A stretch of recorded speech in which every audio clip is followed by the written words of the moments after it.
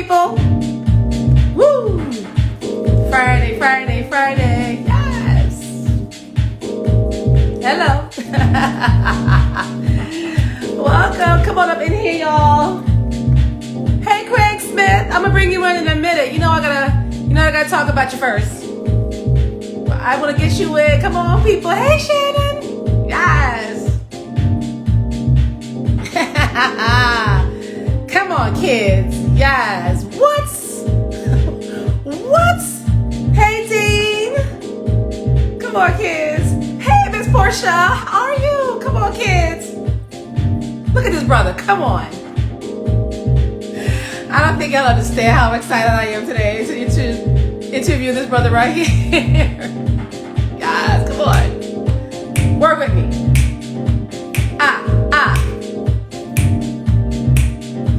How y'all feeling? Hey. Yes, better work. So excited. Yes. Look at this glorious brother right here. Y'all don't understand. Yes. Wait. Ew, get it. Oh, wait, his face is hidden. Sorry. Let me find another one. Yes. Okay, come on. Yes. Right? How y'all feeling today? Happy Friday. Thanks for coming into the room. Thanks for watching always. This is Craig Smith, you guys. Hey, Craig, I see you, boo. How y'all doing? Come on in. This is going to be awesome. Yes. Happy Friday. How y'all feeling? Let me throw up another beautiful photo of this brother. Come on. I don't think y'all understand. Wait. Yes. Get it. Yes. All right, let me turn this music down a little bit so y'all can hear me better. How are you guys? Happy Friday. It's beautiful out. I've had an amazing week. I had a little staycation from work, and which is awesome. Just to be able to relax a little bit before we really get into whatever we're going to do with Summer Stage. Stay tuned for that. But this has been a great week. I got to go to, hey, Kate. I got to go to Asbury and stay at Little Eden, which was really beautiful just to be by the water and think about everything and just reflect over not just this year, but just a lot of things that are going on in life. And yeah, so it was beautiful. And happy post-International Dance Day. If you guys haven't checked it out yet, 2 things happened yesterday. I posted a solo from when I was dancing with Philadelphia called The Ladder Solo, and choreographed by the great legendary late Tally Beatty. And it was one of those solos when I was dancing in Philadelphia, very young, 18, 19, that really put me on the map. So I'm really proud of that solo. So it's on my Instagram page now if you haven't seen it. But also in celebration of International Dance Day, I decided to celebrate and highlight Dance Africa from BAM, out in BAM. And the 2 individuals that were in conversation were the artistic director of Dance Africa, also the co-founder and artistic director of Forces of Nature Dance Theater based in Harlem. And they're celebrating the 40th anniversary. He was in conversation with Dance Africa producer, my sister friend Charmaine Warren, who also has the incredible series Black Dance Stories. So please follow those pages. The link to the show from last night, which was streamed last night, is in my bio, International Dance Day with Dance Africa. So please show it some love. It's a beautiful program with a conversation with Charmaine and Abdel, and great dance excerpts from Forces of Nature and a company from South Africa, Sewela Sanke. So, just show it and look at it and whatever. But my guest today is the incredible Craig Smith. He is himself a force of nature. So come on in. Before I bring him in, as always, I have to just read a little bit about, my guest, because I really do have some dope friends. I really do. Wow, these are my friends. So Craig Anthony in these streets Smith, right? Okay, yes. He is from Texas originally. I believe Houston, but he can correct me if I'm wrong. He is a singer, dancer, fitness pro, A&R rep, producer, choreographer, all of the above. As a singer, professionally, he has performed with, just to name a few. Okay, just to name a few, y'all. Get ready. Amel Larrieux, Bilal, Estelle, Faith Evans. Come on, look. You can't be shabby singing behind Faith Evans, okay? Because she can blow. I don't know what happened the other day with that DMX thing. I don't even care about that, but Faith Evans. Usher, and most recently, Miss Mariah Carey. Okay, Miss Mimi Honey, for her Christmas special on Apple TV. Did y'all peep that? Okay? And she looked gorgeous. And as a dancer, artistic director, and or choreographer, he has worked with Brandy, Britney Spears, Busta Rhymes, come on, Busta Bus, Rihanna, Shakira, Maya, and, okay, Madge herself, Madonna. He has worked in the fitness industry globally for over 17 years. In 2013, he joined Madonna and her Hard Candy fitness brand, where he served as global creative director, head master trainer, and was her head personal trainer for a number of those years. Okay, so those arms didn't come naturally to Madge, honey. She had to work on those arms. She's a Nike endorsed athlete for over 10 years, and he debuted his own fitness studio in New York and Hollywood in 2019. One of his clients is Adele, and we know she is snatched these days. Okay, I mean, this is my friend Craig. I know you're there, Craig. He is a creative director and consultant for World of Dance Fitness. And also, he is with Loop Media TV as a director of A&R. So again, an unstoppable creative force is my guest today, Craig Smith. So without further ado, because he is just incredible and I love him and he's my friend. And we talk all the time, but it's just great to talk to him in this platform and get to know all about him and share him with you guys. So let me go find Craig in these streets and bring him in. What is going on? I'm warm. Wait. Okay, so wait a minute. Hold up. That's the concern that I have. I have my phone on this tripod, but I have it set up horizontally, so let me take that off and get it together, yo. I clearly don't do these enough. Give me like a quick second. Yeah. There we go. Yo, don't make fun of me though, y'all. I'm of a certain generation. I'm an 80s baby, so whatever. I'm older than you. Yo. What's up, Craig, in these streets, man? Come on. What's good, fam? What's good? It's an honor to be here. I love you so much. And let me give you your flowers. The piece that you posted yesterday, the Tally Beatty piece, is absolutely incredible. And, prior to our interaction with each other and becoming close, like I had never gotten a chance to really see you perform from, your time on the stage. So such an honor, so inspirational, so motivational. And that latter is absolutely not the same. You understand what I mean? So, I just want to really, really just say to you that you are you're inspiring, you're motivational to me personally. I love you as a human being. I love what you do in terms of advocacy for the arts and for putting other artists on to your platform and any platform that you're associated with. So thank you. It's an honor to be here. I would only do this for Danny G. Trust me. So it's an honor to be here. Thank you. Well, thank you for that. Yeah, so guys, you should know that I've known Craig for a while now and loving getting to know this brother more and more and more. And we actually do FaceTime at least probably once a week. So once a week, yeah. Told you, that's our thing. That's our go-to. We got to. Yes, and this has been great, especially during this pandemic time. My ring light is like all on my face. But to just to get to know you better, but also just we have to uplift each other during this time, and even pre-COVID. But I always, whenever I talk to you, Craig, I always feel like my spirit is lifted 1,000%. You guys understand? Craig gives me so much joy and light. It's never drama. It's always just, what are you doing? What's going on? How can I help? And he has. And just even you sharing the flyer today with your, hundreds and thousands of followers on your Instagram page. I mean, that's love and that's real. And I appreciate that, so that people get to know more about my little platform. And I do appreciate that. No, absolutely.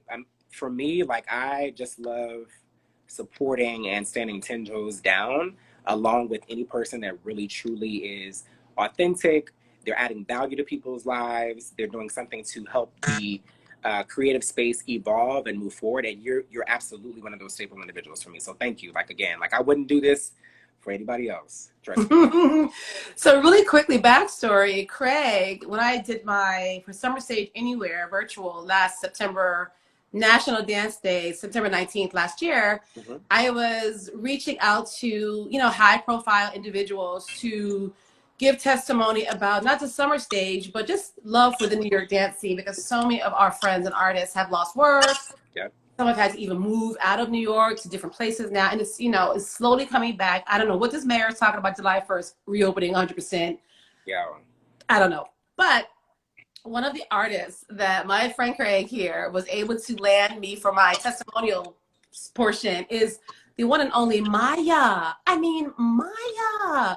Just gorgeous, gorgeous, gorgeous. So I will forever thank you for that, because she just lent so much, you know, just elevated the whole situation. She's a known entity, and you know, we have to have these people in our sphere, because if they're recognizable, then it leads credence to the work.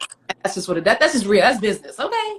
So especially for people that don't necessarily know who, and they should, but in just the mainstream world, who Judith Jamison might be, or a Desmond Richardson, but they certainly know Maya. They certainly know Misty Copeland, who I also had on that show.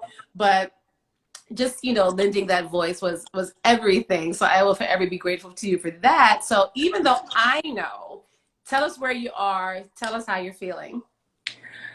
Yeah, man. So the pandemic, I'm just gonna be fully transparent. I'm not gonna be, you know, inauthentic. I'm just gonna be honest with you. The pandemic for me definitely pushed me in spaces and ways in terms of growth. In some areas, forced growth than pretty much that I've been pushed in a very long time. And so for me, let me just give you context pre-pandemic. So before the pandemic, I got a place in LA officially. I always worked in LA for years, but I never would take the initiative to actually move here because it really wasn't my favorite place. Mm-hmm. I exclusively kept it in my mindset as a space for just professional work. I had no interest to live out here. But pre-pandemic, after I made some professional changes, actually in 2018, 2019, I said, okay, 2020 will be the year that I decide to do this bi-coastal thing. Let me just see if I can actually stomach being both on the West Coast, the East Coast, kind of opening up the network even more to really help facilitate a lot of things that I want to do right now, professionally speaking. And so I got my place in Hollywood through a very good friend of mine who's just she's family. And her fiance and I, we actually toured together with Madonna for many years. Now, we were connected. And so she was the person in my ear for like a year prior to just say, you need to move to LA. You need to move to LA now. There's so much there waiting for you, not just professionally, but also personally. And I know you have like, it's not your favorite kind of place to be, but you should really consider it. A lot of great things will open up for you. So with that advice, with her really helping to spearhead that initiative, we found a spot, a dope spot, Hollywood spot. It's named after an Italian country. And Italy is one of my favorite places in the world that I've ever been. Me too. 1000%. And it really does embody that Italian vibe. And also, funny story, the manager of the building that I found a place in, she's a rapping evangelist. So I love a little, not to say that that's funny, but it's just an interesting situation. Yeah. And she's really like a sweet person, a sweetheart. And we hit it off right away. And then there was some history. Halle Berry apparently used to live in this building in the early 90s, and Cedric the Entertainer. So it was like a little cool kind of backstory to the space. And to make a very long story short, I decided to grab the spot, got the spot. And then by January 2020, I was coming out, the plan was to come out a week, 2 times per month for professional purposes. So I came out for a week in January, had a great time. A lot of my community actually had uprooted and moved to LA. Mm-hmm. music business and in the dance space. So, and even in my college community, just lifelong friendships that I've had for 20 plus years. Mm-hmm. And so I reconnected with all those individuals, and I had a really, really great time in January. And I was like, okay, this was like the right decision to make. And actually, in that same month, I also landed my music executive position with Loop Media at the same time. I was really, set on, I'm coming out to LA. I want to make sure to acquire a music executive position. And it just so happened that my reconnection with one of my close brothers from my time in college, he was, we had a conversation over dinner. He was asking me kind of what I wanted to do out here. I made that clear to him what that was. And he told me about Loop as a company. He worked there. Several other artists that I went to college with worked at this company. And more importantly, we set up a meeting with the CEO of the company, who I hit it off with immediately. Great. And what was the main attraction to me is that although Loop is in short, is a digital streaming platform, it's a company that is primarily made up of artists and that really advocate for the artist. So that was super attractive to me. And then all the other great components, which I'll talk about later in this conversation about Loop, were, deciding factors for me. So onboarded with them, came back to New York. Where my studio. But you lived in the Bronx for a while, right? Yeah, so the last residence that I had in New York was in the BX, but I'm a Harlemite. Like I came to New York, with Harlem on my mind. That was my first spot. I was there for like 10 years. And I had intentions to come back to Harlem, like right after this, 2019, 2020 even. I was, had made a decision to move back to Harlem, but just never got around to it. So basically came back, February, Grammys happened. I come back to LA for a week, come back home. And then in March, there was a music publishing company forum, BMI, ASCAP. They were all having something going on in March that I was supposed to come out to work for Loop. And that week prior, Loop was actually in New York. We were doing press, like a ton of press stuff, whatever. And the plan of action was I would leave the next week to go to LA, but everything was already happening with COVID, and they were already talking about the fact that there was a potential that they would shut New York down, and if there was this uncertainty around what that meant as it pertained to travel. So being proactive, the company, and we decided to have me come out a week earlier, just so I wouldn't be stuck in New York in the event that New York was shut down. And at the time, it wasn't like going to be this nationwide thing. It was specific to New York at that time. There were talks around everywhere, but there was really an immediacy kind of like around New York at the time. So I packed for 2.5 weeks, and then 2.5 months later, I ended up quarantining in LA with my buddy, at his crib with another close friend of mine. Right, because we talked during that time. We were Zooming and carrying on. We were like, where are you? Oh, yeah. Like, I was just in LA. I was like, I'll be home next week. And that rolled out to me being in LA for 2.5 months. Like, and thankfully, I made that decision because in New York, I would have been by myself in my place. I live alone, so I would have been by myself in my place. Whereas in LA, I was with my buddies, had a beautiful home in Valley Village. I was with my boys, and then we would do these little small community groups with close friends of ours as well. We would have like prayer night and music night and card night and dinner night and all this stuff. It was really, really great because it allowed me to have a community of people that I could be vulnerable around, also have fun around, deal with the triggers that I was experiencing from all that was going on at that time, socially, with racial, the police brutality, all of that, right? All of it. On top of COVID. Right. So it was on top of everything else. It was a really, really dope decision for me to make to be out in LA in quarantine. That was the best decision. But the difficult decision was while in LA, I had to make some hard decisions. At the time, I had my place in New York, I had my place in LA, and then I had a condo in Miami. Right. So that you had recently gotten. That I had literally just gotten at the top of 2020. I bought my first investment property. I was super excited, just super lit, like on a whole nother level. And, was really, 2020 was looking like this really meteoric type of a year to a different season, on so many different levels. And although at the top of it, it was that, it just became completely one of the most difficult years. So I had to make a decision in terms of letting things go.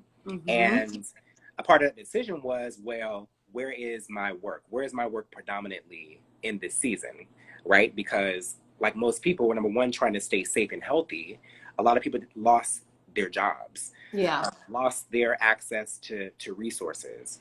And I, fortunately, had work, you know. So, and all of the opportunity and all the work that I had acquired was in LA, you know, including, you know, these high profile people that I work with and stuff of that nature. So I ended up making the most difficult decision of my life, was to leave New York until further notice. I went kicking and screaming. It was not an easy decision. It wasn't like I was like, oh, New York. If anything, my heart always longed to be back home in New York. But when I came back home to New York, crazy story is I moved in the pandemic, but I moved in the pandemic around the George Floyd protest. And I lived in the BX, literally 2 doors down from a police precinct. Oh. My block was fully barricaded. I would see, I mean, it was insane. It was pretty much damn near difficult to even be able to move with all those like obstacles in the way. It was a lot going on. So I moved officially to the West Coast full time in June. And I ended up, you know, having just Miami and LA. And then eventually transitioned out of Miami as well at the time, actually about a month and a half, 2 months ago. So I'm just now solely based in Cali, but I'm a New Yorker all day. New York, it is what it is, you know.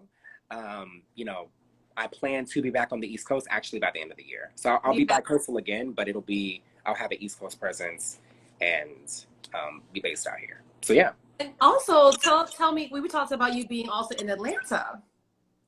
Yeah, so okay, so a couple of things. Right.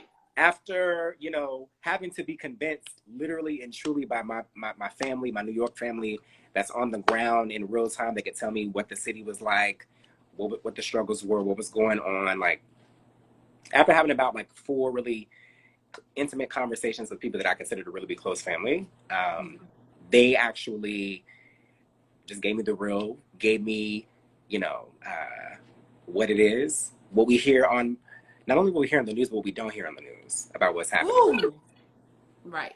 And so they were part of the determining factor of my deciding to come back to the East Coast, but come over to Atlanta. But more importantly, my community that was in LA, or that is in LA, a lot of them moved to Atlanta. A lot of the people that are quarantined with moved to Atlanta and stuff like that. So, and we're all really, really, like, when I say family, I don't use that word lightly. We really are. Me either. Outside of my family, immediate family. But yeah, so I went for the first time in November on business to visit, and I wasn't sold. Like, there was nothing attractive to me about Atlanta, to be honest. Not on that first trip, but then I went another trip at the top of the year, and that was fun. That was I had more positive things to say about Atlanta, and I actually got to see a little bit more of Atlanta. But it wasn't until this very last trip. I just was there I was gone for 3 weeks. Came back home 2 weeks ago. Part of that trip, all of it was work related, but a huge part of it was being in Atlanta. Yeah. And so yeah, like, I found a suburban neighborhood. I found a dope property. Sits on 1 acre of land. My community is there. It's a beautiful, beautiful place. I saw all of Atlanta pretty much, and what I do in music, and also what I do in dance, and what I do in fitness, is all accessible there. That was really an important determining factor for me as well. But yeah, like, so my feet would land in Atlanta, and for an interim period, and then my flights are still set on New York, and it might happen more quickly than I think, because of a work opportunity out there as well. A massive a massive opportunity that I'm excited about. So Okay. yeah. Anything you can share, or you have to wait? I cannot share, but what I can tell you is this. Man, what can I say about this? Don't get in trouble now. No, I can't. I really can't even play myself. But no, like I got tapped for something about a year and a half ago. That was just a conversation. It was just a concept. It was in the stages of being pitched to something, to certain entities. Mm-hmm. It ended up materializing this year, and so the person that tapped me was an ex-client of mine from years ago in New York. And this situation is now solidified, and they want me to be a huge integral part of this project. Yes. So when you're able to talk about it, you've got to come back. So for y'all that are watching, you'll be able to say, I was there when he was first talking about it, and now we know. We're in the know. Oh, I'm so excited. Yes. Yeah, man. So that is right now, that's the solid project thing that will excitingly get me back home to New York. Because home is always going to be New York for me. We miss you, Craig, Anthony Smith in these streets. We Yo, miss you so much. These streets are very, very bleak without my, you know what I mean? So, I was trying to think, like, when the last time we saw each other in person. I can't. Was it at Complexions? Yeah, actually, that's crazy. It was at the Complexions. It was actually at the last Complexion show, actually, in New York at the Joyce. That was the last time we were actually together. That was the last performance that I saw in New York. You know, that was Family Days, you, Davide, Dwight. Yes.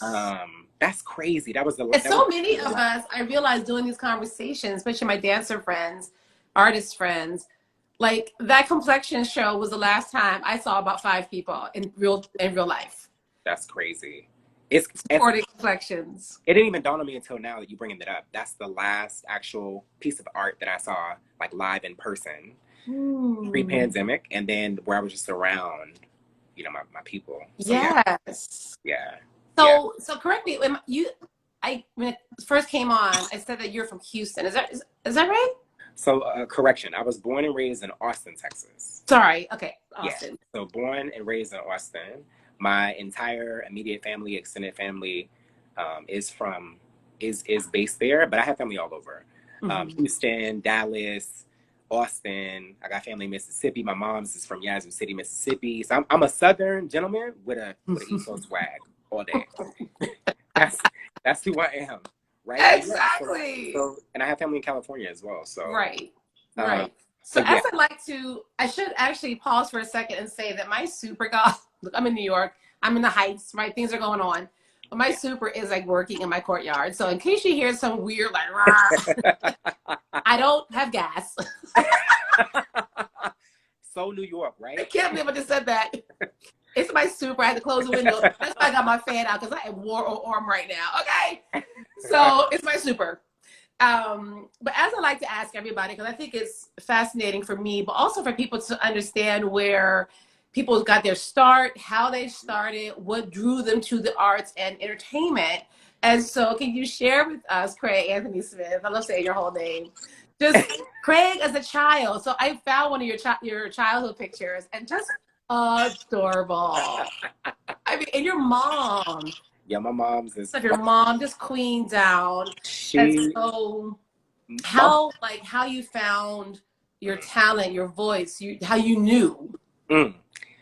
Well, my mom is one of, she's up there. She's like the most important person in my life in terms of, I'm really, really close to her. I consider her to be a best friend of mine.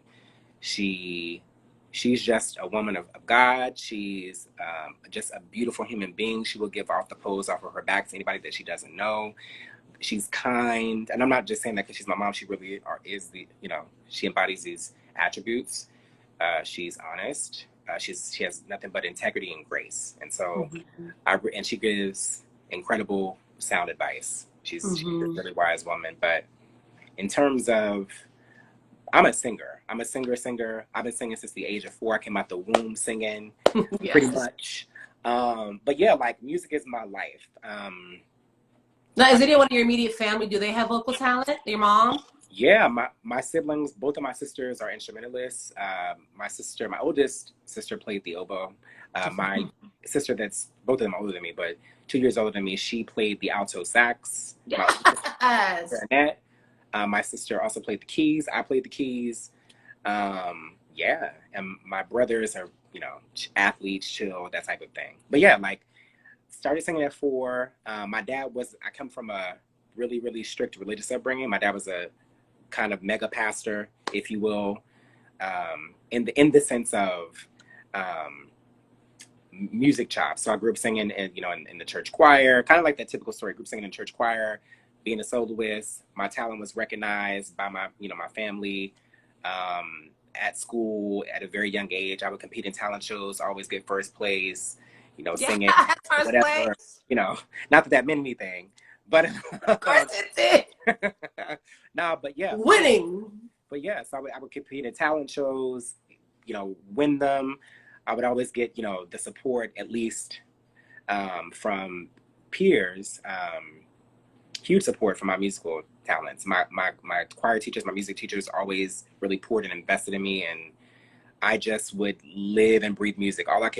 The last thing I would think about before going to sleep and the first thing I would think about waking up is music. So I would always, I'm talking Really? about getting albums. I couldn't afford to buy them, but stealing my sister's CDs and, or cassette tapes and reading the linear notes of who engineered a record, who produced a record, all of that weird stuff was uh, interesting to me. I would, we had radio players and cassette tape players. I would play cassette tapes and learn a song from beginning to end, all the ad libs, write down the lyrics, like, all of that. That was me. Yes.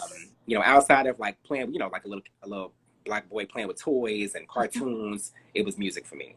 Right. So yeah, like that, as early as 4, I've been singing, literally singing in the church, singing at the talent shows. That segued into me building up a lot of notoriety in the areas that I lived in about my musical chops. So I had, external people interested in managing me, bringing me up to get like record deals, getting me signed to agencies at a very, very young age. Mm-hmm. And my dad was always pumping the brakes on that. Oh, He really? didn't want me in the secular space just because of the whole, Oh, interesting. But yeah, so my parents split up when I was in middle school, and then that's when things really took a turn for the best, in the sense of I really identified that I wanted a lifelong commitment to music. Mm-hmm. Whatever I could see myself doing long term, it would be Mm-hmm. specific. Singing was my primary passion, but Mm-hmm. all I wanted to do was to be in that space, whether it And was. so, I'm sorry. And so, I'm sad that your parents broke up. Mhm. But even in my childhood, my mom and dad broke up when I was 2. They got divorced. And then my mom and stepdad were together. They divorced when I was 7. And even though that was sad for her, it's sad for us, it was financially challenging for us. Mm. I feel like had they stayed together, I probably would not have had the life in the arts that I had. Because my stepdad, you know, he was cheap. Okay, I'll just say he was cheap. Okay. he would not Yo, have keep it been real. cool. Keep My it real. mom, Yeah. she put the money towards our school tuition and classes and things like that. And so I certainly feel like with your situation, so your mom was completely behind your transition into this performing artist. Oh, I mean, 1000%. Like anybody Yeah. that was around me, family, friends, you know, community, whatever, they were always behind it. My dad just had very specific plans for how I would use my creative, talent. Mm-hmm. And that to him would be nothing secular. And I Mm-hmm. was going to be a rebel against that. That was Mm-hmm. my whole angle. But yeah, like I knew at 10 that I wanted to live in New York, hands down. The Harlem What did Renaissance. you know about New York at 10? At 10, watching The Wiz, the Harlem Renaissance, uh, Yes. a chorus line, Yes. all those great musical shows that were the scenery was based in New York. Mm-hmm. It was just, for whatever reason, I just had this affinity for New York. And because in my mind, I just identified it being this place where creatives could do exactly that Absolutely. with no confines. And so Mm-hmm. I knew at 10 that I wanted to live there. And so that's where my sights were. I wasn't thinking about any other place in the world. I was just thinking about New York City. New York City, got to get to New York, got to get to New York. Like I can really, honestly, you know, cultivate my, you know, creative talents, work there professionally, and really these dreams that I have on a daily can manifest in that space. And so my sights were like set there. So, you know, to kind of, because it's a really kind of, you know, it's a long story, but I'll, you know, shorten it down. Oh, I'm loving this. Are you guys loving this story? Come on, talk to us, Craig. Talk to us. No, I mean, but just to kind of put a cap on that, like it just really boiled down to I did a lot of talent shows. I got a lot of buzz. I was opening up for artists, you know, when I was 16, I was opening up for big artists that were coming into Austin, for example. I was opening shows and concerts as a singer, as an opening act. I was totally like who, for instance? George Clinton and the P-Funk All-Stars, James Brown, like all the like legends like that were coming in Austin. Yeah, that was my background. I had a manager, I had the whole nine. Those are just, you know, and then any gospel, I worked with Kirk Franklin, God's Property, you know, Kirk Franklin and Family. Anybody in the gospel scene, I was in that scene heavy as well. So whether it was singing in choirs, I should say. But yeah, like it pretty much, that was the full kind of like, you know, gaze into what that era was like for me. I knew at like, for college, I wanted to be out of Texas. I had there. I was actually really set on going to the best of the best to get educated, and my sights were set on Juilliard for whatever reason. I was studying operatic, you know, music at the time, a leggero tenor, singing all these Italian arias and doing all this stuff and competing in all these different choirs and all this stuff. And so that was where my headspace was. And then I ended up in high school. There was this choir called the Grammys in the Schools Choir. So the Recording Academy would have this choir put together nationally from the premier cities that they've identified for music. You would audition to be a part of this choir. And then each state or each city would have their local chapters of these choirs. And so after participating in these choirs, you had two things that could happen. You could, after getting into the choir, you could actually audition if you were a senior, or even if you were just in the choir in general, to get a scholarship to go to a music college that was partnered with this program through the Recording Academy, or you could actually have the opportunity to as well go and perform at the actual pre-show Grammy events that took place at the time. What? So yeah, this was a jazz. It's perfect to know this was a jazz-based choir. So I got into that choir in my city in the 9th grade, and I ended up auditioning for that Grammy opportunity. I didn't get it. I was a sophomore, but I got a scholarship to Berklee College of Music as a result. That audition. And at that time, I hadn't done my homework. I didn't really know about Berklee. They weren't even on my radar. Like I said, I was set on New York. This school, that's what it is. I was gearing up for auditioning for like all this stuff. And it wasn't until my junior year of high school that I actually looked Berklee up. I didn't even look it up when I got the scholarship. Right. I didn't even look it up. And when I read up about the school, I saw the alumni that went to that school. I was just on a whole nother. Who were some of the alumni? Quincy Jones, Melissa Etheridge, Sarah McLachlan, Layla Hathaway. I mean, right. Stupid. Come on. We could talk all day about the alumni that went to that school. Like literally in this music industry, you either went to a few schools, and Berklee is definitely at the top of that list for sure. But yeah, so I was hooked because it was interesting. I knew I wanted to go to college to study opera, but opera wasn't where my passion was. My passion was in contemporary music. And it just so happened that although Juilliard was at that time, the #1 school to go to for classical music, Berklee was the #1 school globally for contemporary music. Okay. And so for me in high school, it was an affinity that I really had between jazz music and classical music Mm-hmm. in terms of outside of like my gospel chops and my R&B stuff and all that, Mm-hmm. whatever. Those are the two disciplines that I really wanted to focus on. Mm-hmm. And, you know, cut to, you know, I decided to pivot from Juilliard all the way together. I decided that I would, you know, go to Berkeley. Never had visited Boston, never physically went there, never physically went to the school. I accepted the scholarship that they offered to me at that time.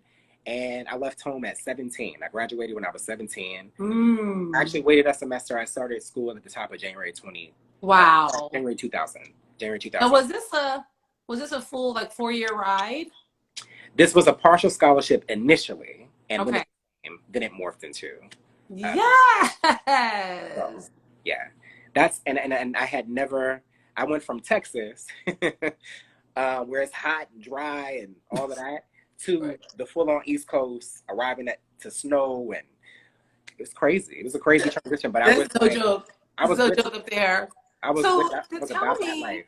yeah, how did oh, somebody just said screw those celebrities. We got Craig. Fabulous. Oh, that fabulous jacket Craig has on. Yeah. Wait a minute. Who said that? I can't see the who. Say it again, whoever you are. I can't see the. I Oh, can't see the Euphoria. script What's now. up, Euphoria? What's up? So tell me Brady, then, what's up? right? Dennis, How what's up, the brother? dancing? Oh my God. Now I'm just seeing everybody here. Robbie is in here? Yes, Myrna Brady's in here. Sorry, guys. I'll look The later. kids. Love to y'all. So then now tell me now, because obviously you're an amazing dancer. How did the dance step into the room? Oh, it's very interesting. So dance was never how do I say this? Dance wasn't on my radar. Dance wasn't on my radar in terms of my life until my middle school years, because when I was doing the artist thing as a kid artist, my management had to hire dancers, and what was interesting was how I really got into loving dance is I was a part of because Greek life is really big in the South. So I was in a junior fraternity that were the little brothers of Phi Beta Sigma. Oh. And that we had to learn step routines, and they would throw in choreography stuff. And we were in those rehearsals for that youth fraternity. Basically, the person that was running it would always be talking about how dope of a dancer I was, and was saying that I reminded them of certain people in that area that were really, well versed on dance and all this stuff. And I was like, it's just a hobby. I wasn't really checking for it at all. But what ended up happening is during that time, I just wanted to master movement. I wanted to be master what it was that was thrown in front of me in terms of movement. And for me, I absorb anything creative art. So whether it's dance, whether it's music, whether it's visual art, whatever. So I started to learn how to dance like really, really well, unconventionally, by studying music videos, of course, and learning all the choreography from those commercial music videos. And then there were like a lot of dope fitness dance shows on TV where these brands had themselves aligned with actual dancers that had these big ass shows. So for example, in the fitness dance community, I look up to him as a pioneer in the field. I learned a lot from him. Who's this? Milo Lavelle is his name. Milo Lavelle. He had a show called Hip Hop Body Shop on. He used to religiously have those shows taped on VHS. When I get home from school, I would drop my it was hood. And then I would, play the tape, do the choreography and get my fix. That was one situation. And there was another show that Reebok had on TV at the time called Reebok City Jam that was ran by this cat named Chris Toledo, this Puerto Rican cat. So I learned really those shows used to do choreography, hip hop stuff or whatever the case was. And I really learned the art of mastering, picking up choreography and retaining choreography really quickly during that era. And then when I went to college in Boston, this is where it really got real. So I ended up joining this urban dance theater called Funk Phenomenon. Come on, Funk Phenomenon. Funk Phenomenon Urban Dance Theater is ran by this woman named Rhea Briggs Connor. Okay. Who I have to give a shout out to. and they competed on the shows like America's Best Dance Crew and all of that, actually. Mm. But basically, in that company, what was super dope about that company was we had to do 3-day rehearsals a week. And those rehearsals were like for 4 to 6 hours. And we not only learned choreography, we learned multiple disciplines of dance styles that were incorporated into that choreography. So we were doing everything from African to tap to jazz to breaking to hip hop to you name it, all of those styles are more. I love it. Into that company. And so it's interesting because that's when I really fell in love with dance, was during that era of being with that company. And one major thing and we learned, I mean, we did popping, we did locking, we did every single dope dance style in the urban dance space and the underground dance scene and in the classical one. So that was a huge part of my training. And also through that company, Rhea had brought in Brian Footwork Green, who's a dance legend and icon, not only in house dance, but that was our initial meeting. He had taught a master workshop, and my life was changed because I was looking on TV, like at music videos, and being like, "Oh, that's what it is. That's where it's at. I need to learn that. That's that's whatever." I just thought that that's all that there was to aspire to. And then when I met Brian and saw his quality of movement and his gift, and if you know him, you only know Brian unless you know Brian. If you're in the dance community, if you're in the underground scene, if you have this a huge appreciation for not just concert dance, classical dance, but also the art of underground dancing and all of those disciplines, you know what it is. And so seeing Brian moving in his gift, taking that, just a master workshop with him and him pouring into me, like really like encouraging me and saying that I had a natural gift and he wanted me to come to New York to train was the beginning of the beginning. Right. And so after that meeting, Berkeley, we had this Pro Arch Consortium program that I know that's still there to this day, where you could cross-pollinate and take classes at 6 other schools. And schools that were around me in Boston were New England Conservatory, Emerson College, Harvard. Emerson, yeah. Harvard, all these different dope schools. So I took acting classes at Emerson and I took dance classes at the Boston Conservatory. So I was in ballet classes at the Boston Conservatory. Ebony Williams, who works with Beyonce, we came up through the trenches together. She was at the school at the time. Yes, love her. Family, Curvin Boyd, who was in Boston. Curvin. So yeah, like all of these people were around at that time, and I got my classical training, my classical chops up in that space. So I was dancing every day. I was dancing like 6 to 7 days a week. That's amazing. During that era. So I was doing everything from ballet to tap to jazz to African to house to, hip hop to everything. And so I really took full advantage of that. And then what ended up also happening during that era was Ailey had Ailey Camp Boston. Yeah, Ailey Camp Boston. Nasha Thomas and Hope Wickens, who I know who are family, basically, essentially, came to Boston to run Ailey Camp Boston. And I actually was tapped to work as a mentor in that program. So all I was doing was they had a faculty that was teaching dance in this camp, and I was working in that camp. So I got to, while these kids are taking class from the creme de la creme, was in the back taking class along with them. How did I not know this? I know this? No, you didn't know this. And meeting the who's of who, like in England. Nasha and Hope are like, we're family, like you just said. And that's crazy. And then that was my introduction to Alvin Ailey. Like Alvin Ailey, once I delved into who he was, who the company was, what they were doing, that's what was the catalyst for me to fall in love with concert dance, with class, all of that. Because I saw it on Multicultural Bodies. It was just, it changed my life. And so that's when I can identify. This year was 2001. So that's when 2001, 2002, those 2 years is when I really, dance was a hobby initially. I would, partake in it very loosely, doing this and doing that, but really falling in love with it and wanting to pursue it as a profession happened during that time. So I always have my experience with Ailey Camp Boston to be thankful for. I have my experience with my Dancing with Funk phenomenon. That was a huge part of my life at that time. I love that funk phenomenon. And I trained with the best of the best. And last thing that I'll say, because I want to make sure to give everybody their flowers, that was a part of my beginning, was the Premier Dance Studio in Boston at that time, I should say, Curvin trained at it. My best female friend, Noah Neve, was a principal dancer at it as well, was the Jeanette Neal Dance Studio that no longer is there. And at Jeanette Neal, that brought it full circle because she was bringing in Cheetah Rivera, Gregory Hines, and I was literally learning from these icons and legends. And so this was all in Boston.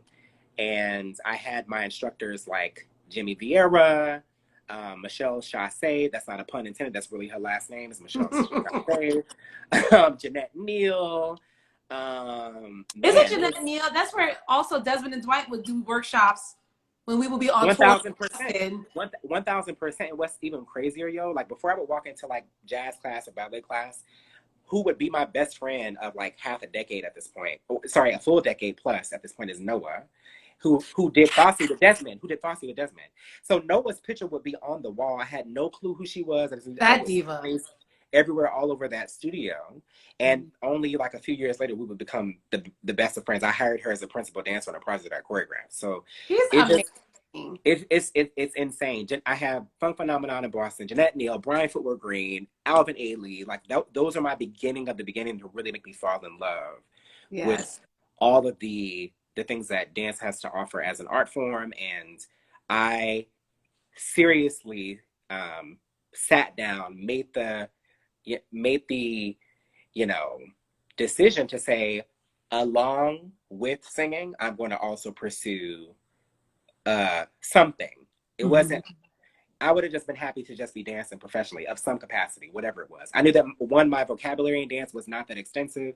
I didn't grow up dancing. I didn't have a lot of foundation for X, Y, and Z, but I made a commitment to myself to bust my ass to make sure that what I could acquire, starting dancing late, that I would really master those things, commit to continuing to evolve, and just really identifying early on to train with the elite, who I consider to be the elite, and to always use every experience, anything that I watched in terms of dance as an educational tool. So I went on this binge buying up all of the dope, iconic, legendary movies and shows and dance, from All That Jazz, Sweet Children, All That Jazz, to everything. And I fell in love.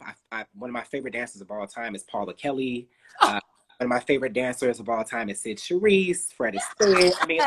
All of the legends. You know what I'm saying? Michael Jackson said, study the legends and the greats and become greater, right? So I would just look at the greats. And although my talent wasn't developed to that kind of level or degree, that wasn't the at the forefront of my mind. My thing was I always had something to aspire to, right? Absolutely. So, in my own unique, unconventional entry and introduction to dance, and I just wanted to make sure that I kept it in that space. So that pretty much is my very unconventional way of getting into dance. And then also Boston, one last thing that I'll say is my fitness career was started in Boston as well.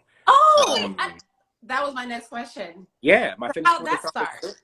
So a friend of mine was a member of a gym called Crunch Fitness, which is still around. They have them in New York, whatever. And he was in a separate dance company in Boston. He wasn't in funk, but he was in a separate dance company. And we had mutual friends. And we were talking one day. I was a broke college student, a broke artist, gigging. Between my gigs, I was just trying to, figure out how I could barter for something or whatever the case was. And I wanted a gym membership because health and training and athleticism and sports and all of that had been a huge part of my life. And I wanted a gym membership. So he belonged to this gym. And I was like, but I can't afford a gym membership. He was like, well, why don't you consider teaching dance? And I was like, can that be done? Is that a thing? Is that really a thing? Yeah. And I was thinking, when he said that, I was thinking like, no hate to anybody else, but I was just thinking like, very much step and repeat and all of these different things at the time that I felt that I would have associated with being corny, when it's really not corny, but that was just my mindset. And I met the person that was running that gym, who I'm going to give her flowers. Her name is Franny Benedetto.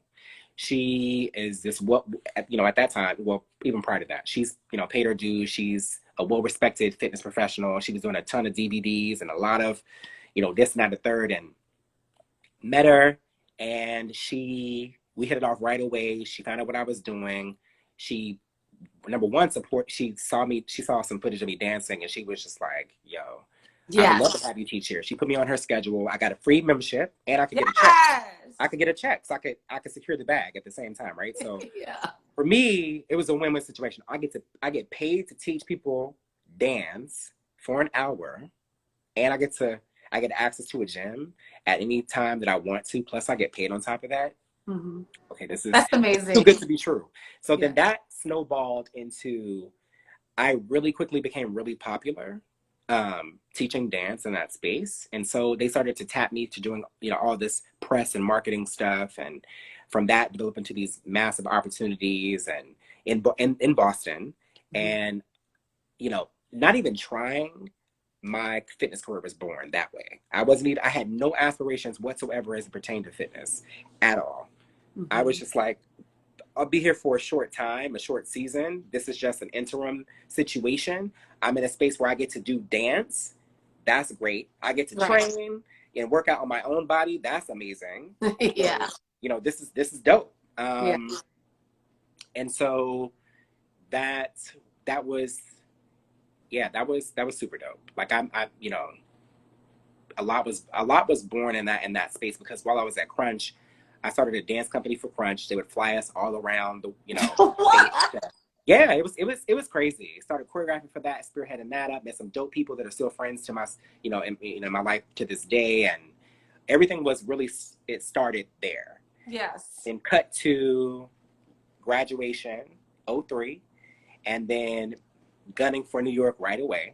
Yeah. Prior to coming to New York, I hadn't had an agent yet. I didn't have any network of anybody that I knew in New York at that time. Mm-hmm. And so luckily, because of my short work, and I was in fitness for a year in Boston at that time, my bosses, I taught really quickly everywhere around Boston. I taught at not just Crunch, but at several other dance studios. I taught at Jeanette Neal. She put me on the schedule. She put me on the schedule immediately. I taught at Jeanette Neal Dance Studio. I taught at Brookline Arts Academy. Don't even know if they're still around, but I taught there. I taught at several other gyms that I can't remember, but I definitely taught at them there, and built up this popularity and this kind of cult-like following at that time. And so, come on, Craig.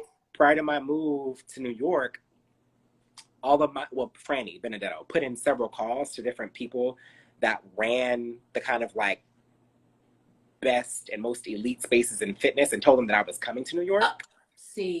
And I walked into jobs in New York right away. So let me pause you right there real quick, because first of all, A, if you're just joining us, thank you for that. B, we're talking to, in these streets, Craig Anthony Smith. Okay, I just have to always impress upon people. It's about relationships, your network, but you got to show up, and you got to be thorough, and you got to be on point, because doors will open, and people will open doors for you. The fact that you came to New York and she was paving the way for you. And I appreciate that you are giving flowers to your angels, because I'm all about that. Hey, Legs. Hey, Addison. Yo. I'm all about that. Hmm? Brilliant talent right there. Okay, Addison, Legs for Life. Yes, y'all follow him. But I'm all about calling out our career life, and our life angels, because these are the people that help pave the way for you to get to where you are now. And it's always great to look back and always just give them favors, say their names. I appreciate you for literally naming each and every person along the step in your journey. And so now I'm loving this. I could be like, have my little popcorn, like. Yo, I got the wine already then too. Wait, toast. Click. Yo, come on. JJ, Kim. Okay. So now you're in New York. This is amazing. Now we're in New York. Doors are opening. Craig Smith has landed in the city. Yeah. What was your first, what was the first place you worked here? So I walked right into Crunch. Actually, the VP of Crunch, Donna Cyrus, I gotta give her flowers too. She came to Boston. She met me right away. She you know, gravitated towards me immediately. And as soon as I came to Boston, she had plans for me, you know, unbeknownst to me. She wanted to make sure to amplify me in terms of whatever opportunities that there were in New York, putting me all over their schedule, anything that was related to fitness and dance, press. Come on. Yeah. All of that. I have to give her flowers. So when I came to New York, I right away walked into Crunch to get on their schedule. I walked into teaching at New York Health and Racquet Club, which we know is no longer around, unfortunately, due to the pandemic. So Marianne Donner, I got to give her flowers over there, and then Equinox as well. Yeah. And my whole objective was, okay, this fitness stuff is cool. It's been great for a year.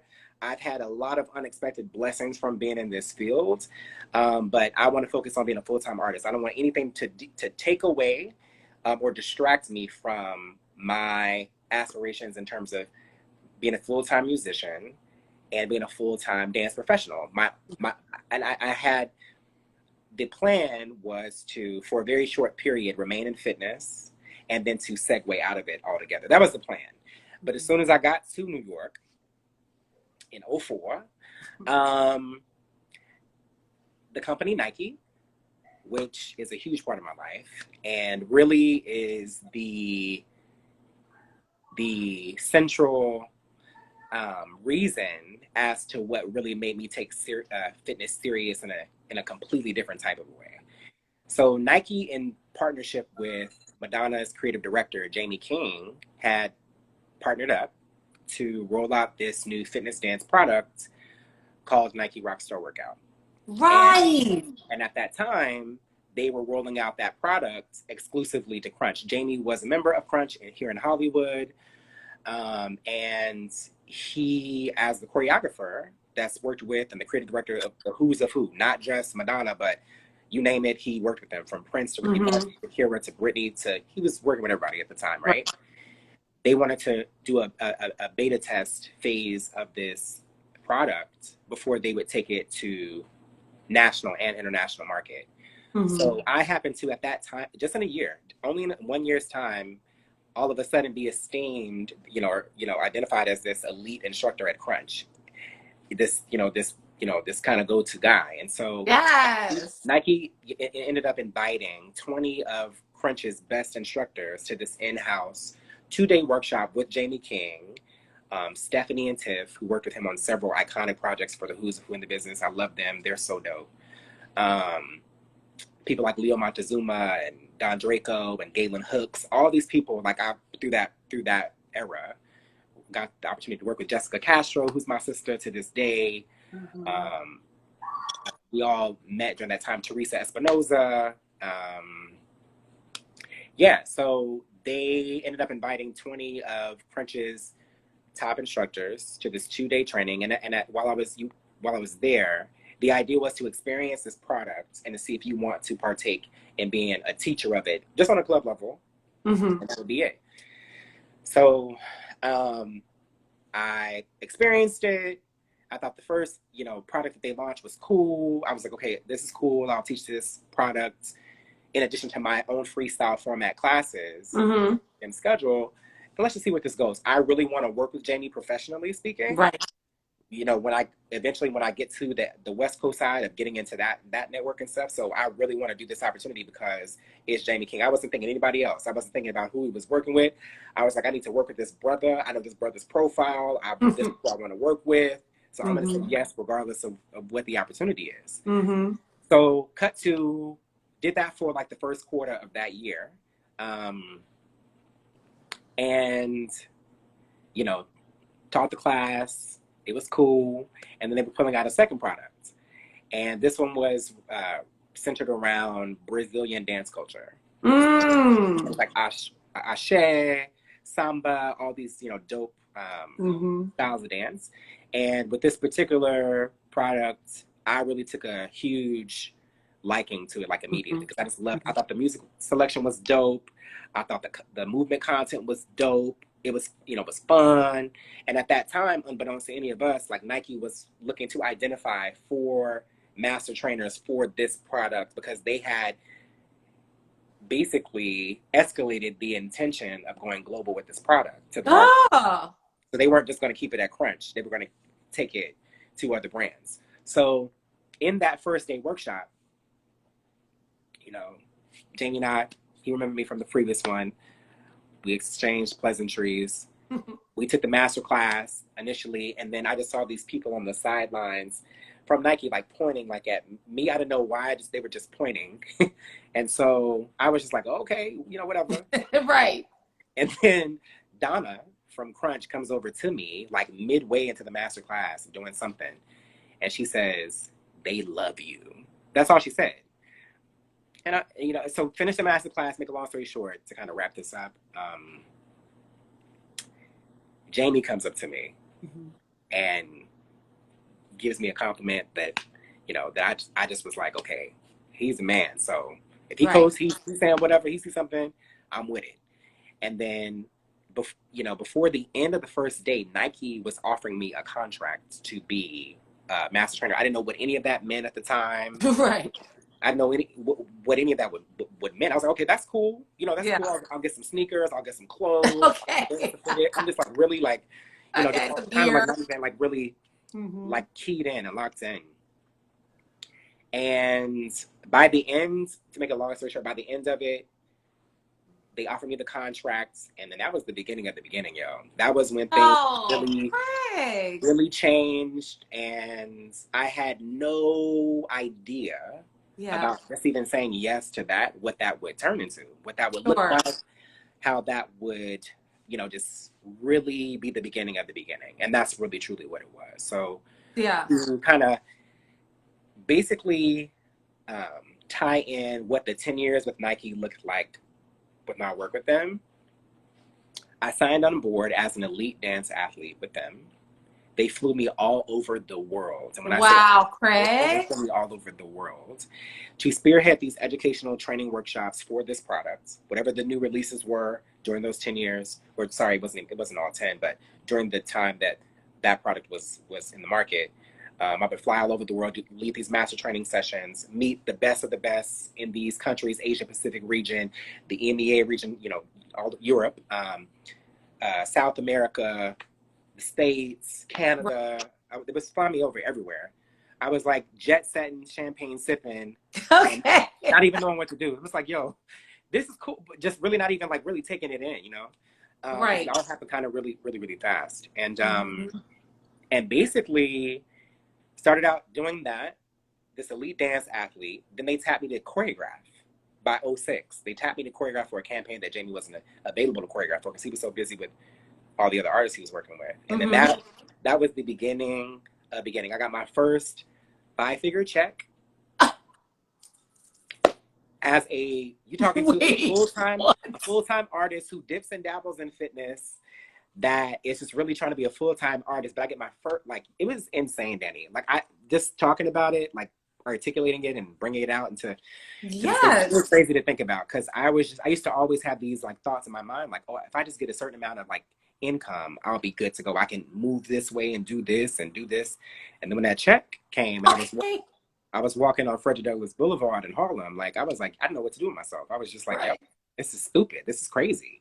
Wow. It's not that the money has anything to do with anything, but what I will say to kind of really bring things full circle is Nike changed my life. Yes. Nike really, the people that I met that I'm still, you know, friends with to this day, and the opportunities that they gave me as a company and how they poured into my talent. And I was just really blessed and fortunate to, at that time, to really have people like me as a person, first and foremost, love my work ethic, love the way that I move, and really identify something that they felt was great about my talent, and really look out for me to give me opportunity. So let me just, I'm talking about flowers. I got to name these people: Marianne Pizzi, Annie Ching, Keely Marty, Jamie King, Lori Roth, Priscilla Shoemates. Come on, Priscilla.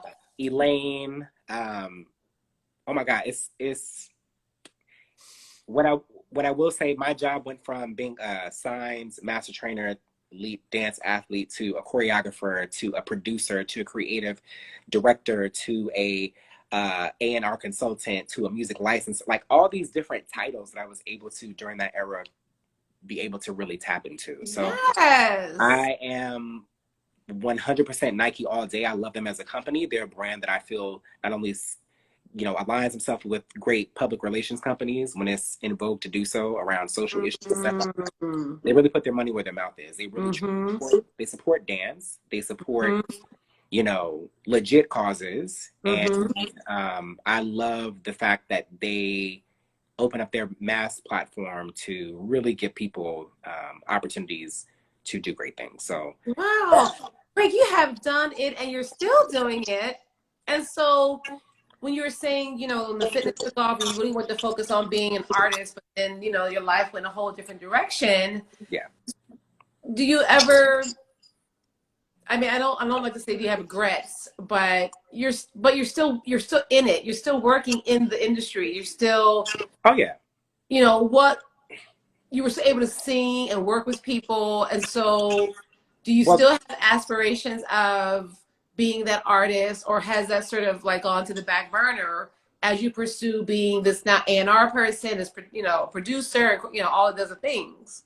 Well, what's crazy, I just gave you the fitness side. I didn't even talk music. I didn't even talk what I was doing in dance, right? Okay. But what I will say is, while all that was happening, I was blessed and fortunate enough to simultaneously be singing background and dancing for or choreographing for the who's of who in music.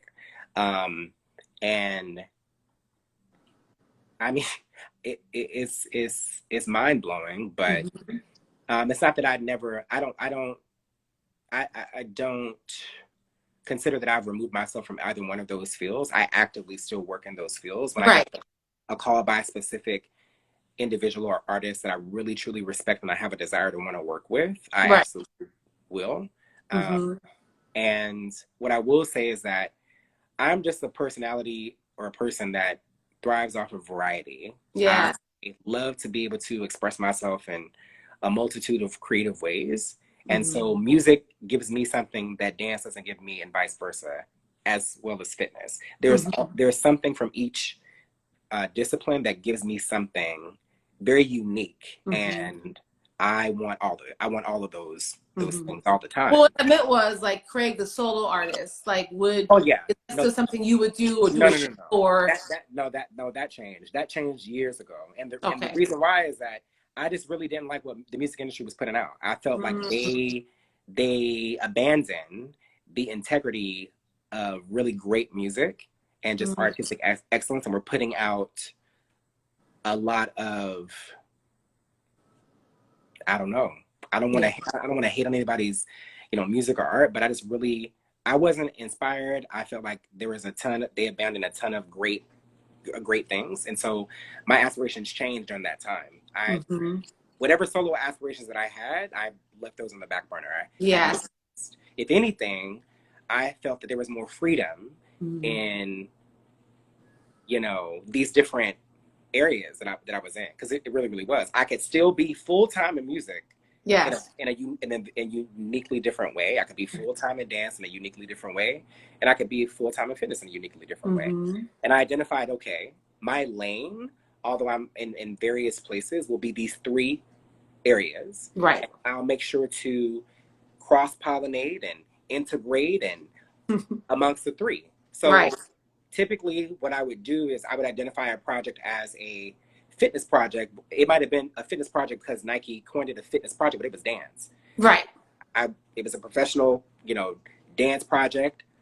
I would hire a choreographer, a fellow choreographer, or I was the choreographer, or whatever the case would be. I would be able to hire dancers, go through all the dance agencies.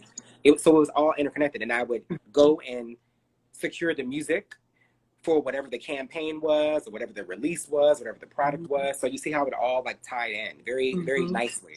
Yeah. I think something you said before, which I think also is the through line, which I try to impress upon, especially young people that I talk to, our mentor, whatever, work ethic. That is so important and so real. So can you talk a little bit about that? What do you think about just being professional, just being thorough, being clear, in communication, transparency, what you would tell some young folks listening right now?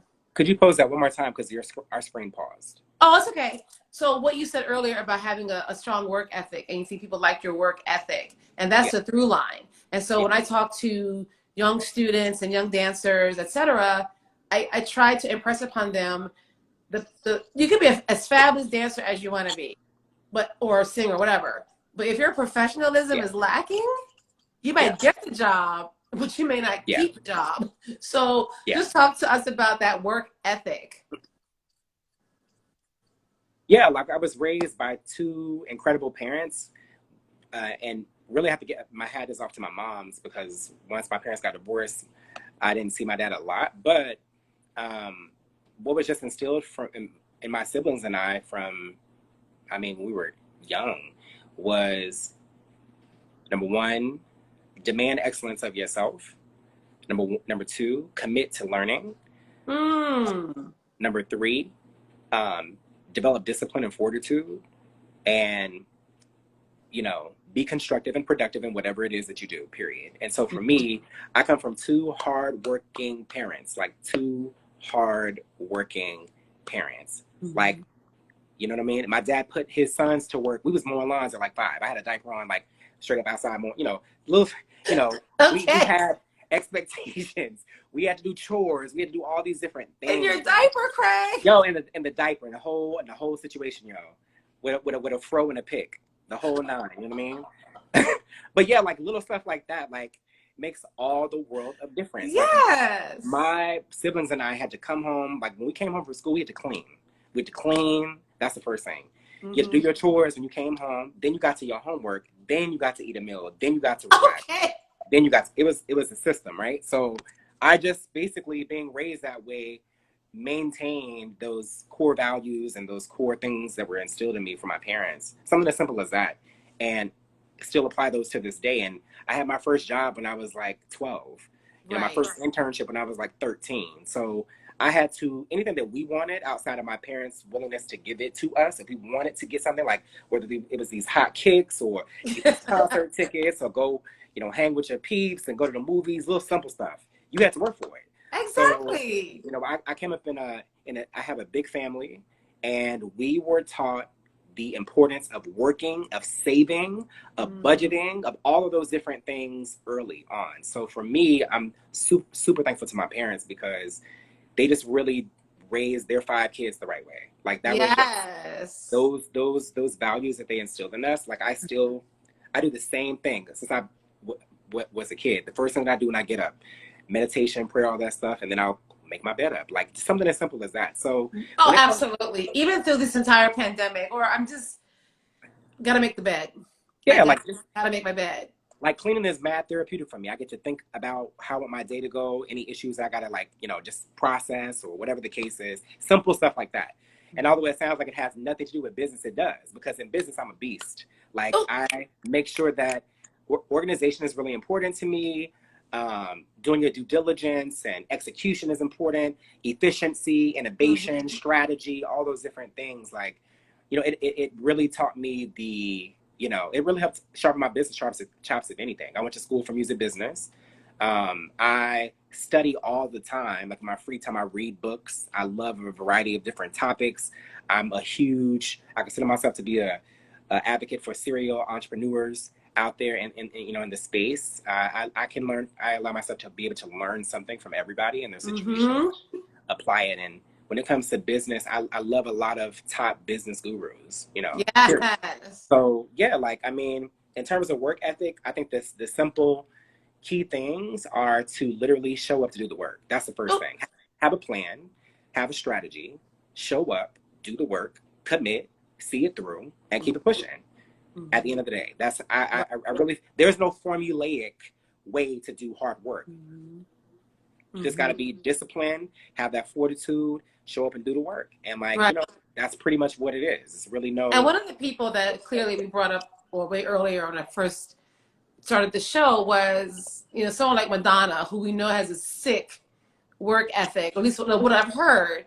And so when we talk about this all the time, you know, people say it's, you know, obsessive, all these other things, but if you're trying to get to a certain level of being elite, and I'm not saying being elitist or elitism, I'm just saying to that level where, you know, it's second nature to put out great product. You really have to put the work in to be able to put that kind of level of work out, you know? Yeah. I mean, I'll just, you know, talking about her, she's a beast. Like, I can say, having worked closely with her for a variety of years, I saw it in real time. Yes. Like, if I was hardworking prior to that era of my life, it absolutely made me that much more diligent about being on point when it comes to anything professionally related, work related, for sure. 1000%. Her work ethic, you may not even rock with her, you may not like her, but that work ethic is on point. Like, she has what she has because she's worked for it. Right. Period. At the end of the day. Even somebody like, you know, not as, you know, huge as Madonna, but having even worked the few years that I did with even somebody like Gloria Gaynor, right? Everybody jokes about her one hit song and everything else. I mean, she has actually multiple top songs. But even as an older artist, having toured with her, she was always on time for her concert. She didn't play that getting on stage 2 hours late. She's still, and I can say this, she's in her 70s. We all know she's not some, you know, chippy.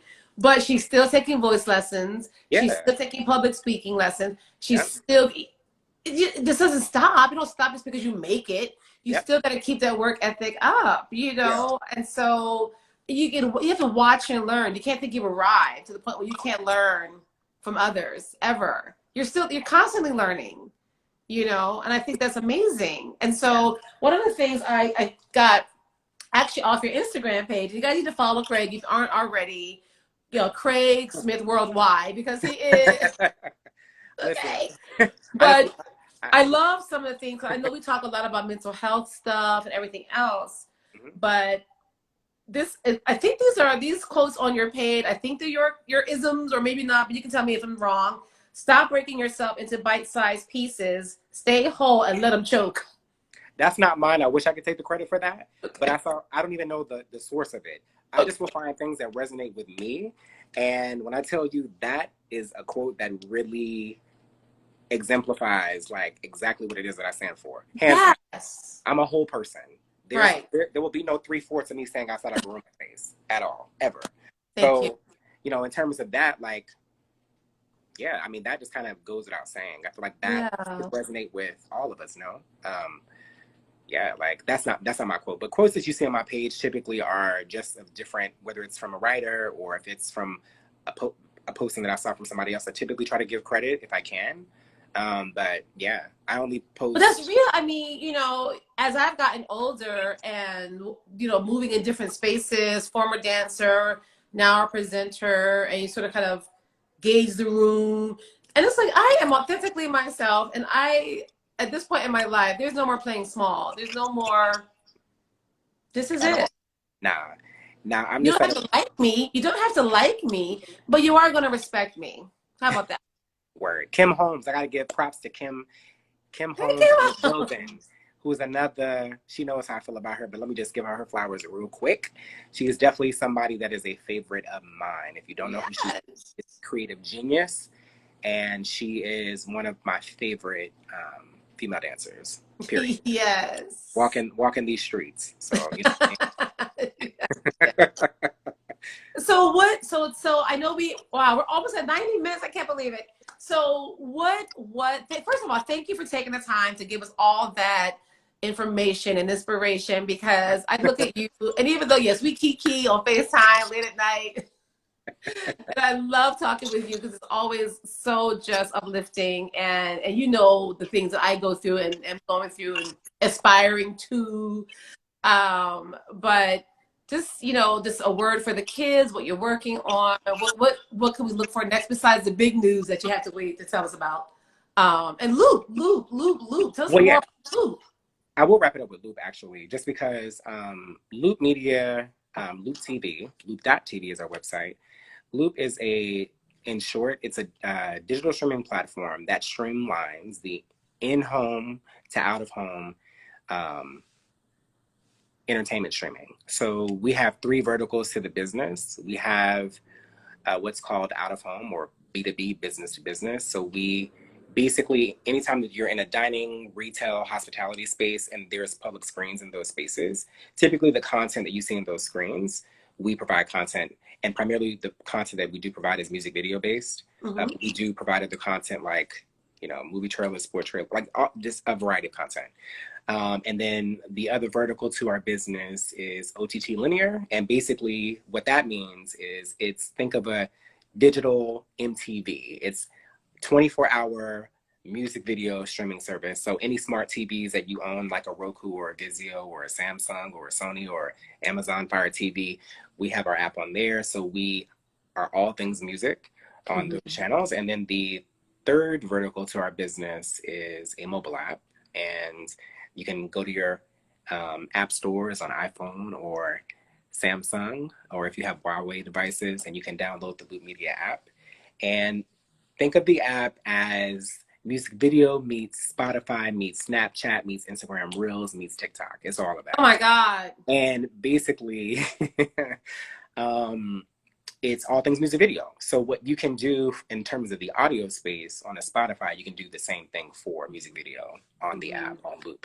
And we have something called Loop Watch Parties, which is where we have music artists, not just music artists, but influencers in any kind of space and field where music is an integral part of their brand or their life, come on and curate these music playlists. And they host what's called a loop or a watch party. And it's basically streamlining the one-on-one fan engagement with you as a brand and your fans. And those curated playlists that you create, they basically kick off the watch party. So your fans can come into those spaces. They can comment, like, share, upvote, downvote. They can record 6-second clips, you as well as the artist, and actually engage and interact with your fans. That's incredible. So at Loop, my job, my actual title is Director of Artist Relations. And what that, prior to that was Director of A&R, prior to that was A&R Consultant, Biz Dev Advisor. But what I do, my role is to interface with all of the record labels, Sony Music, Universal, Warner, all of their sub-labels, all of the top indie labels, distributors. And we amplify their priority artists that they promote on our platform. And also, a key part of my job, which is one of the most exciting things about my job, is I get to identify uprising and emerging artists. That's what I was going to ask you about. So who are you excited about? So in music, I'm excited about quite a few people. So let me just throw some random names. So in terms of emerging that a lot of people might not know, Grace Weber, who just put out a single actually recently, actually as of yesterday. Her Instagram is @GraceWeber. She's super dope. She's somebody that we have identified as somebody that we want to work with. Nicole Buss, who signed to Rock Nation. She's on, I don't think I can say the label that she's on outside of rock, but she's super dope. Nicole Buss.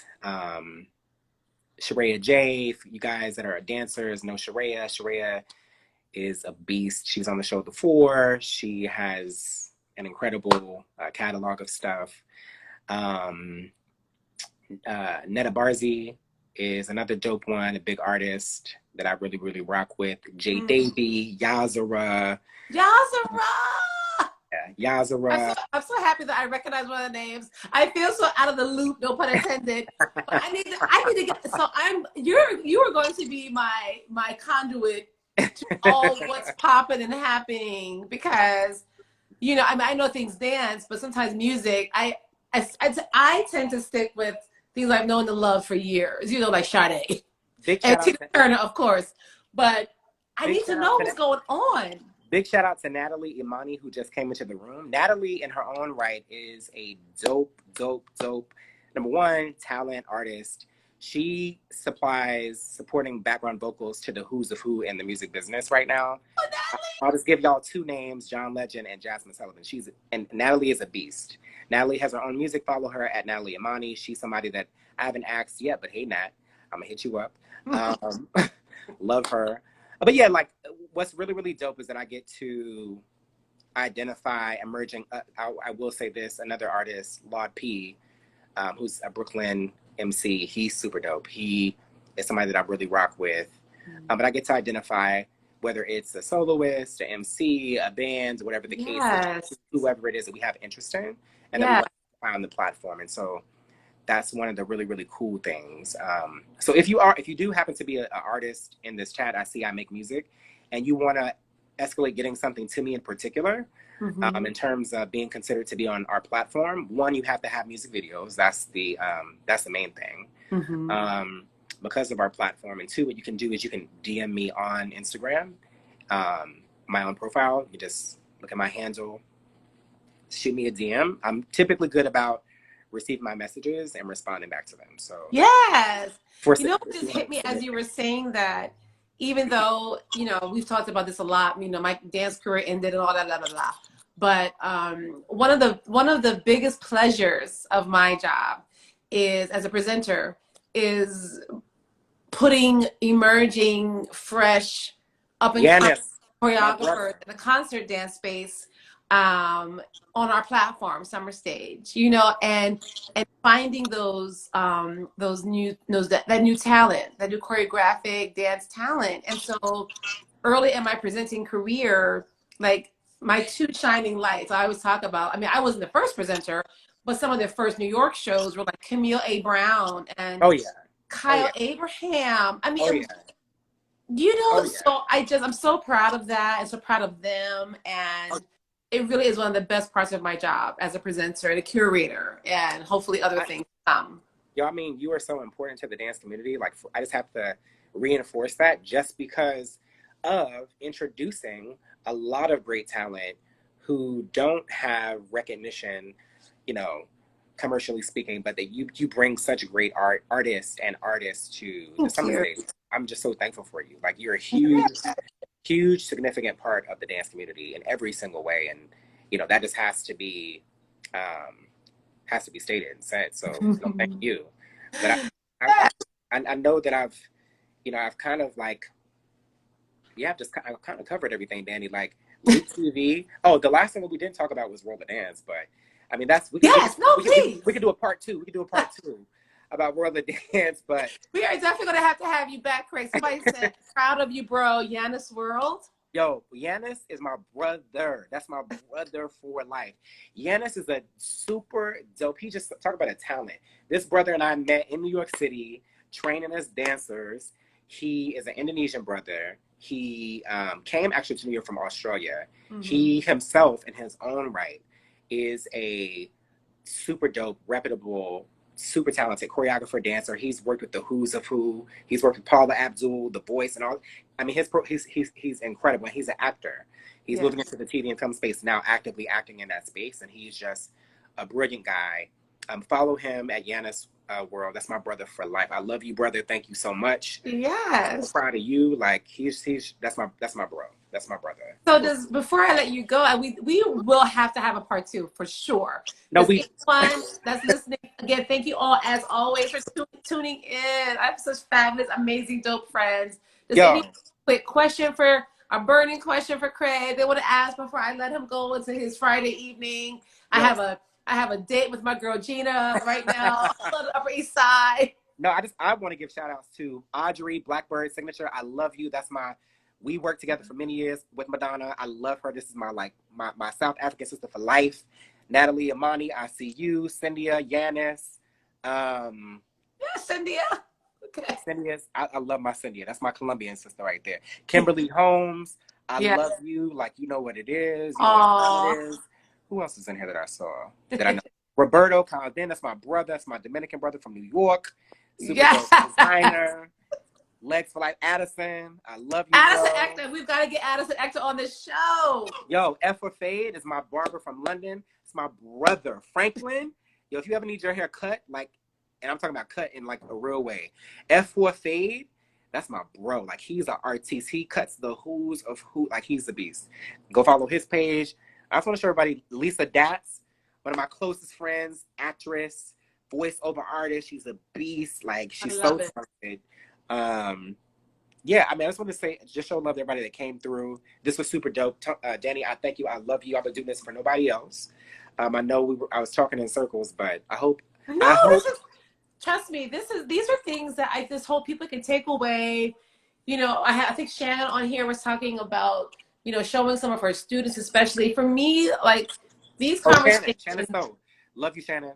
Yes, Shannon. These conversations not only help me, but I feel like these are those personal, intimate conversations that people coming up in the industry can really benefit from. And I'm all about that, passing it on. What we've learned, what you've learned, you know, and just making sure kids know what to expect as they navigate these streets of this industry, whether it's commercial dance, whether it's concert dance, they blend. And we didn't even get into that part of the conversation. We were talking about concert and commercial dance, which I definitely want to have that conversation. Oh, that's the conversation. That's a conversation. That's a panel discussion. That's a panel discussion. Pulling in people like Kim Holmes, Buddha Stretch. You know, this Buddha Stretch. Like, it's who, I mean, Elite Force, I love them. Like, I mean, it's so, that's really the conversation to have. Yes. How do we, you know, how do we operate as a community, although on two different sides of the table? How do we bring that together? That's right. How do we make sure the community is close knit? How do we make sure that we spread the you know, platforms and opportunities to be able to elevate and amplify both disciplines? How do we bring those two into birth? Right, and not hating on the other.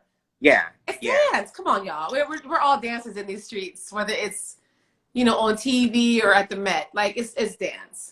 So you have to put that together, Danny. That's like really, really dope, you know, panel that I would love to just be present to see who you can.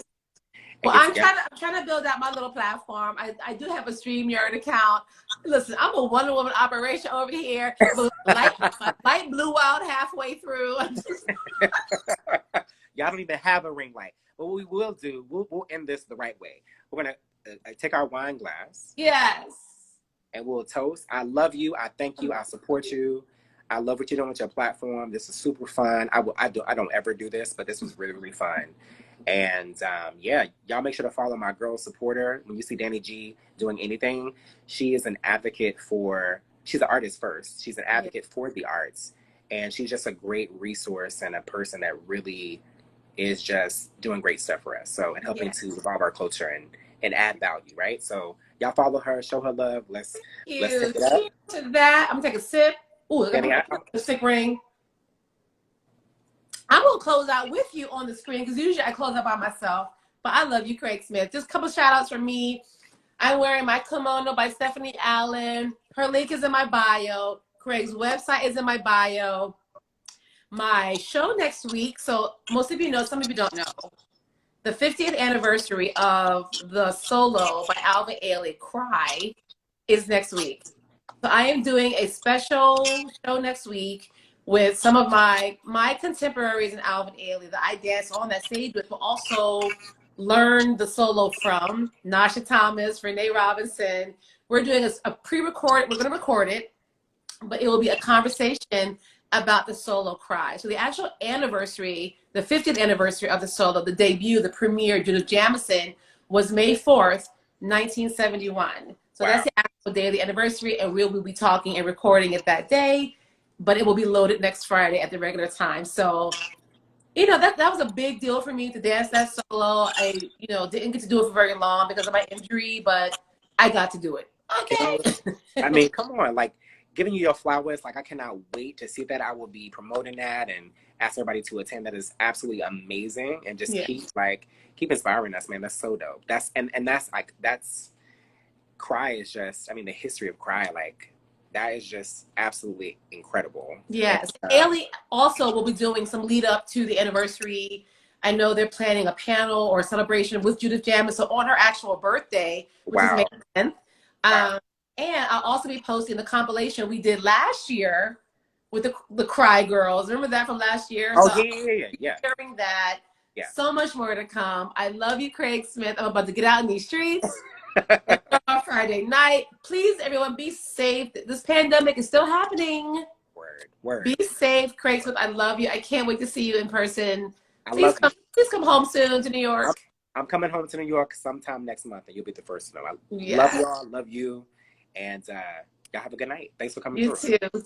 Bye, everybody. See you next week. Later, y'all. Bye. Bye-bye.